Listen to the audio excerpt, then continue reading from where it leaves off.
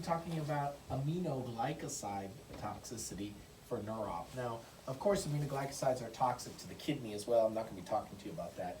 I'm going to be talking to you about ototoxicity, but in particular, the one that comes to neuro-op is the vestibulotoxicity. So the ear, of course, has both a cochlea, which does the hearing, and the vestibular. And different aminoglycosides have different preferential involvement of either the hearing, the vestibular system, or both. But gentamicin does vestibulotoxicity. And the reason you need to know it is the other ones, amikacin, streptomycin, cause hearing loss and tinnitus. And so those are a little bit easier to diagnose. But the gentamicin ones, vestibulotoxicity predominates, which means no hearing loss, no tinnitus. In addition, the gentamicin toxicity produces no eye finding. It's not an eye thing. It's a vestibular system problem.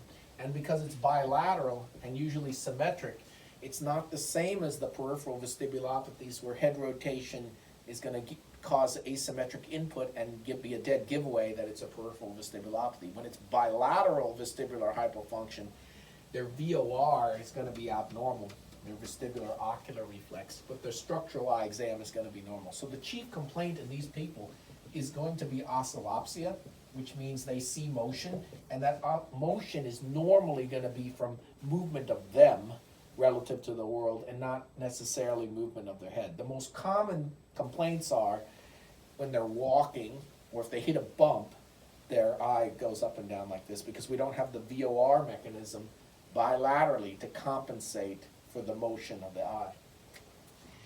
And so the eye exam is going to be normal on a structural standpoint, and in the acute setting, the thing we're going to be doing is we're going to be doing a head impulse test, which, as you know, is a test of the integrity of the peripheral vestibular system. So we're going to have rapid rotation of the head, and normally the eyes would just move with that rotation, but if there's a return, a catch-up saccade that has to go back to the target, that's usually the sign that you have a peripheral vestibulopathy, and if you have it bilaterally, it'll be in both directions. And so it'll be a bilateral vestibular hypofunction.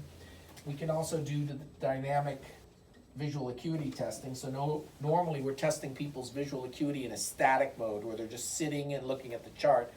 However, with the vestibular ocular system, we're going to take the near card or the patient's head and move it, and it'll degrade their vision. So if you shake your head, normally you can still read all the way down to Jaeger 1, J1, because the vestibular ocular reflex can compensate for the head rotation. However, in someone who has a vestibular ocular reflex that's disrupted, motion of their head will degrade their visual acuity by several lines.